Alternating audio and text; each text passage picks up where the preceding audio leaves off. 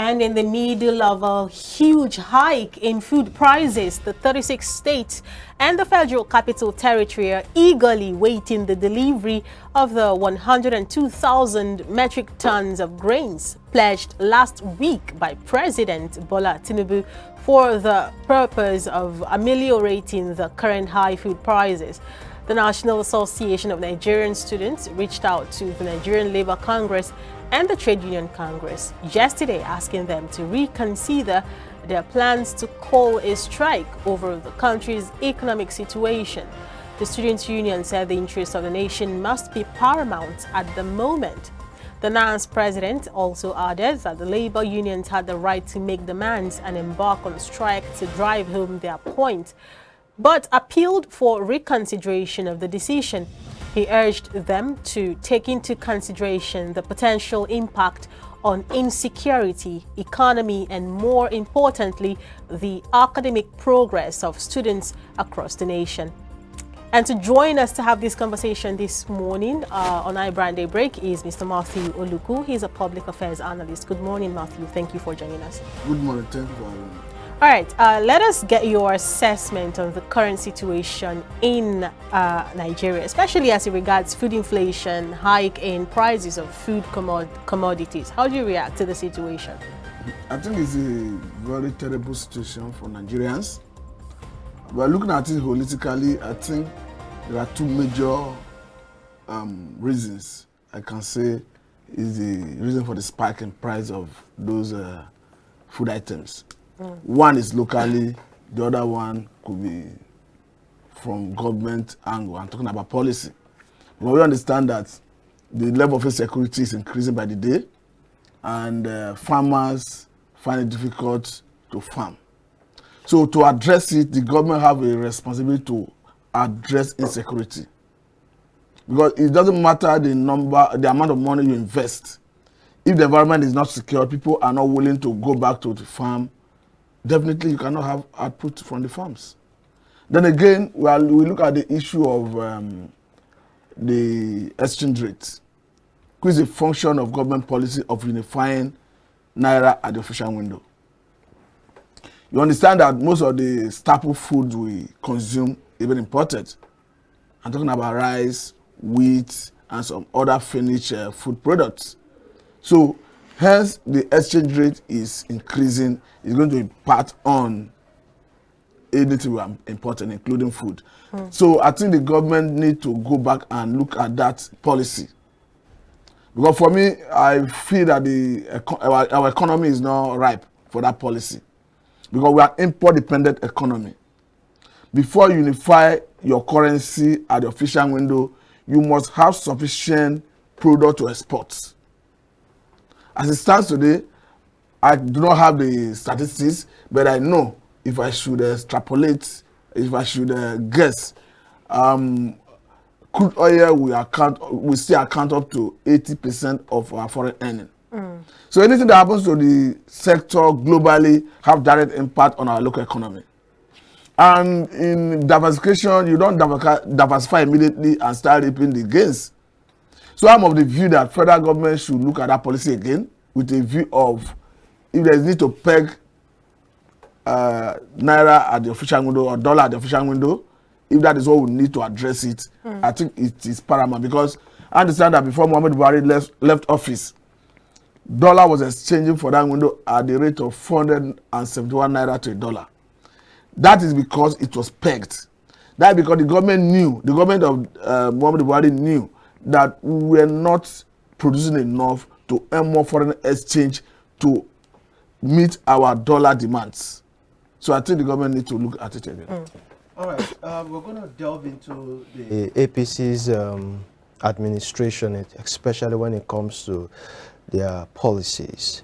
Initially, before now, let's just say 8 months down, before now rather, we had a situation where they were mounting pressure on other political parties to release their manifestos. And of course, we knew how much pressure came from their camp when issue of manifesto came up.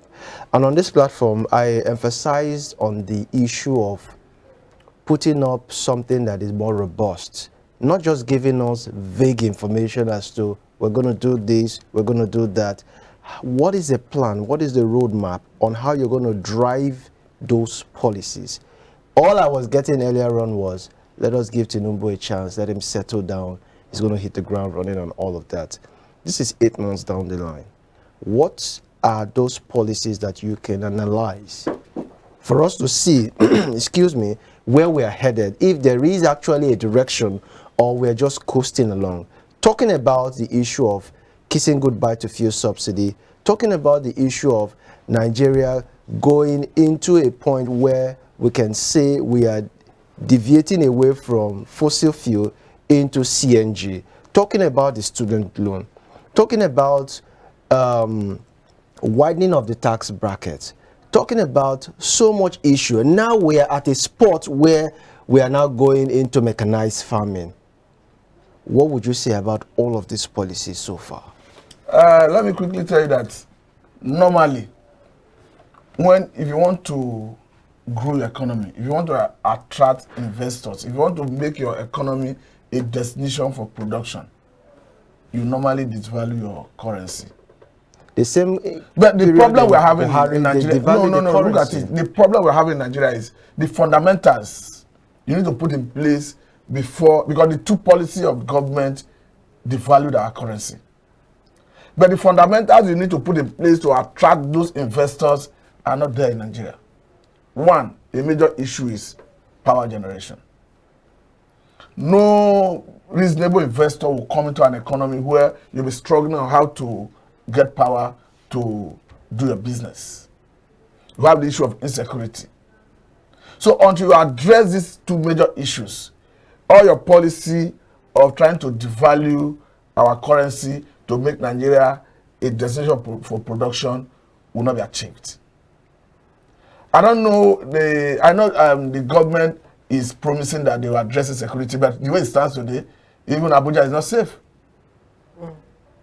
So I think it's a thing of concern that government should rise up to the responsibility of protecting life and property. Because if they do that, it is a responsibility that is bestowed on them to do by the Constitution. Because the Constitution is unambiguous about Nigerian welfare and the security, that it shall be the primary purpose of governance. They're looking at the policies, the promises of the government on how to cushion the effect of their policies. I think government have been foot dragging, if you ask me. We just saw why she was making analysis, how the government promised to roll out about 102,000 metric tons of grain. Don't forget that before now, the government, when they were looking at how to cushion the effect of subsidy removal on gasoline on the vulnerable, they said they were going to roll out 5 billion worth of grain from Nigerian strategic grain reserve. Yeah. And as at the last count, on books, on record, we are made to understand that they would have released such to all the 36 states.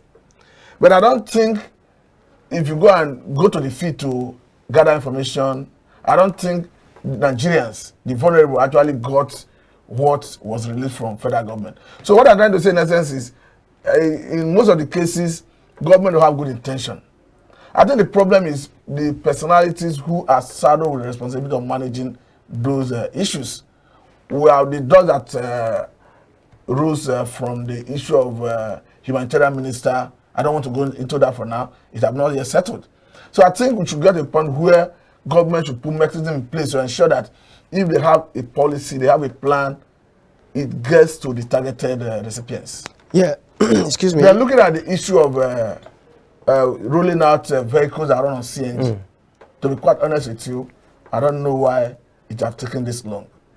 I beg to differ, especially when you talked about insecurity. And of course, you talked about, what was that factor you mentioned earlier that would not allow those policies? Power generation. Power generation. Okay, tell me the place of student loan, for instance, that has not seen the light of day. How would you attribute it to these two factors? That's number one. The issue of,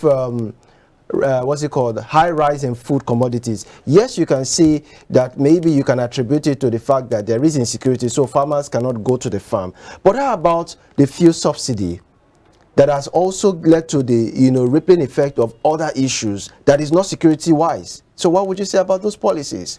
No, the point is, if when they remove a subsidy on gasoline, it has stopped there without tampering with the issue of floating dollar at the official window, we will not have the crisis we're having.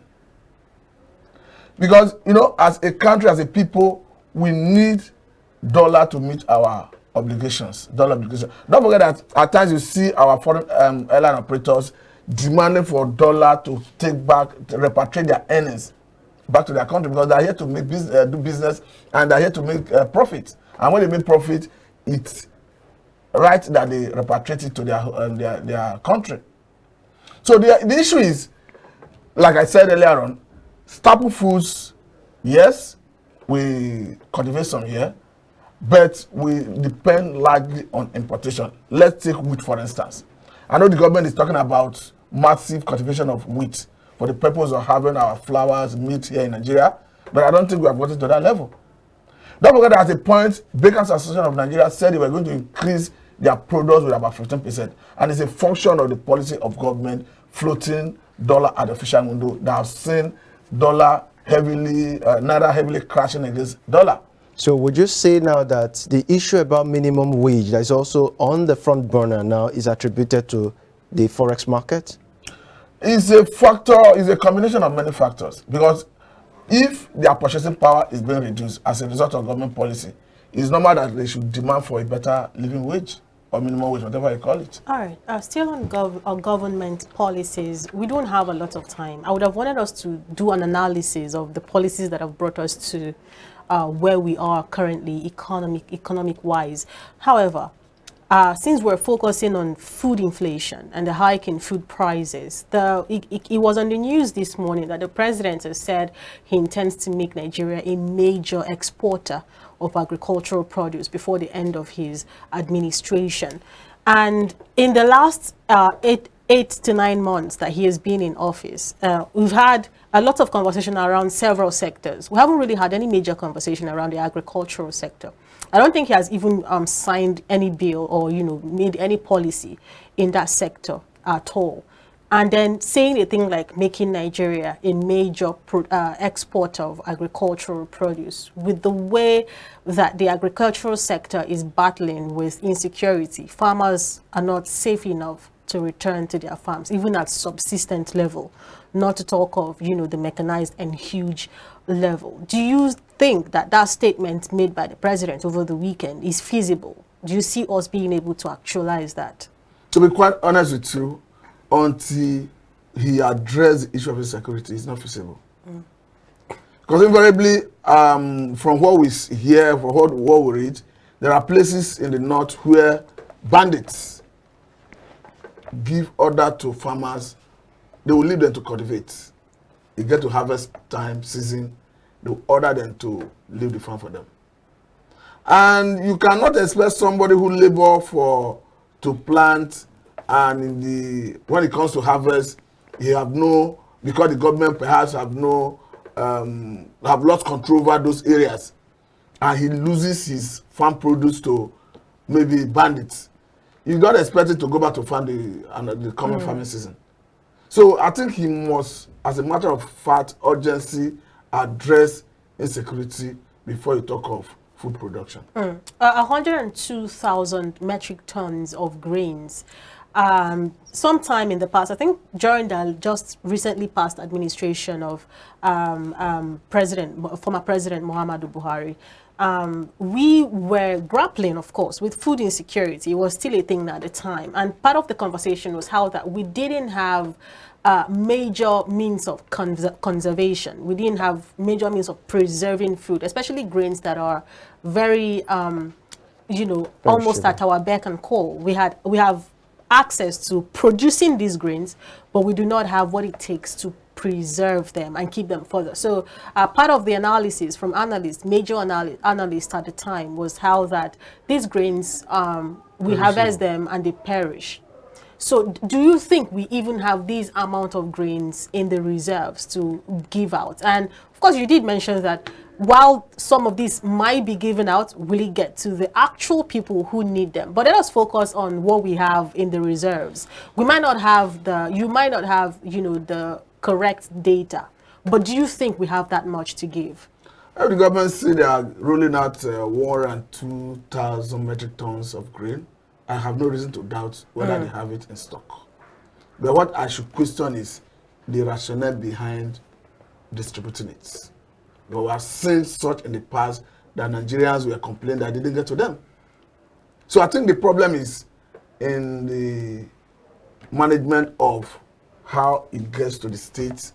And when it gets to the states, I think there's another cartel which is at the state level. Because don't forget that during that last distribution of grain, I think Nasarawa also, we had news of the grain making its way to the market that is meant for the vulnerable. So I think the government need to address all this, because if you end up releasing grain and it didn't get to the targeted recipients, then the whole essence is defeated. All right, so you're talking about the fact that there might be grains, especially from the... It's not about saying there might be grain. I'm taking government for their words. But some persons are of the opinion that there are no grains. It's not about an opinion. So could it be more of exciting Nigerians this time around? No, it's not about opinion. Like there is it's hope? About you press guys should follow up.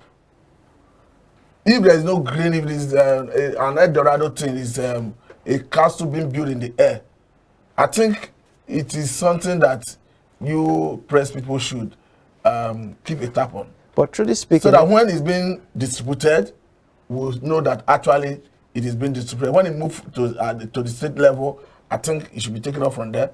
But stay here to argue that the grain do not exist, I don't think it is of benefit to anyone. Why I'm saying this is because we shouldn't allow the situation get to a point where people take to the streets, right? Of course, I think government is responding promptly. In what area, please? I don't speak for government, but what I want to tell you is that upon that protest we saw in Niger State, the one that happened in Kano State, I think there was an emergency meeting by federal government. Recently, the governors met where they charged federal government to quickly address the issue of food inflation and insecurity. So I'm not saying they have solved the problem, but meeting is one of the steps they need to take in solving the problem. All right, quickly as we round off, the NLC and the TUC have given out an ultimatum once again, I think 14 days this time, that if the federal government doesn't do anything, tangible to ameliorate the hardship in the country, that they were going to go on strike again. And it was also in the news, I think during the newspaper review, we saw in one of the dailies this morning that even ASU is gearing up for another strike. If federal government pushes them hard enough to the wall, they would go on strike. So we are back again to the season of striking. However, we're focusing on NLC and TUC this time. How do you react to, the ultimatum that they dished out just before last week came to an end? I'll tell you that I don't have confidence in organized labor. That is the truth. Because two things are involved. Two things are certain. One, if they threaten and government say that they are resolute in embarking on strike, they will rush to industrial court, national industrial court, to obtain an order. And what that is done, they start threatening them that if you flout this order, we are charging for contempt. And I think at that point, they will take it out. So it has become an so you can predict what will happen. Yes, a predictable situation. Yes. But you do not think that... The another thing is federal government inviting them to Asu Rock, having conversation with them, making promise. And upon the promise, they extend or postpone the strike. That's the two things I would like. But it's still within the ambits of the functionality of the organized labor to maybe not threaten. Maybe threaten is not the word, because this is what an organized labor should or is not. No, they have right to protest. They have right to embark on strike. There's no argument about that. So because it is all intertwined. I mean, everything that we've been talking about this morning. Hopefully, we'll get more time to focus on this NLC TUC conversation. But quickly, just before we round up. 14 days, By the way, we heard 14 days last year, and it wasn't even up to 14 days, and they cancelled it. So I can understand where, you know, somebody It's not going to be different this who time would around. share who would share your opinion about, you know, not being confident, very confident in the organized labor. And besides, what is the percentage of Nigerian labor compared to Nigerian population? I'm not saying they should not fight for the interests of their members, but are they able to fight it? Look at what is happening at the state level, at the local government When you level. say percentage, When they enter into negotiation with federal government, the last time, they didn't capture the interests of the states, their members at the state level. So you now remove the number of their members at the state and local government level. It implies that they were only fighting for their members at the federal level. you know, that was going to inform my next question, but it's okay. It's a good thing that you actually already started it. Because I was going to ask, why do you think it's as if when push comes to shove and conversations around issues that pertains to Nigerian workers, when NLC is supposed to represent them, it's as if NLC is not able to capture the interest of their people? Is it the functionality of the NLC? Is it the what's the word I'm looking for now? How it is structured, how the system of the NLC and the labor union is structured? Is that why they are not able to represent fully the interest of their members? I don't think it's structure. Because don't forget that an Oshomole operated with the same structure. Under Oshomole, it was more unified. At the point when the government of Olusegun Obasanjo felt that the organized labor was having too much power, he tried to give independence to some other workers. That gave rise to TUC and NSC. But they were still ready to work together, and they worked together. Even currently, they are working together. So I don't see that. I don't see structure as an impediment. What I see as an impediment is federal government use of judiciary to stampede them. And secondly, they are easily cowed. Would I say intimidated? Each time they're invited to Aso Rock and have meeting with the government officials. So I think those are the two issues. All right. Well, these are the issues, and of course it is unfolding while we await the 102,000 metric tons of grains. Hopefully it gets to us this time. And while we, of course, wait for the reaction of the NLC and the TUC with the ultimatum that they gave last week, we'll continue to bring you all these stories as they unfold. Thank you once again, Matthew, for giving us your time this morning. We appreciate it. Thank you very much. iBrand Daybreak. We still have so much more in stock when we return. We'll be having Charles Fakroha, after which Dennis Ofik joins us. So don't miss any of this. Do stay with us.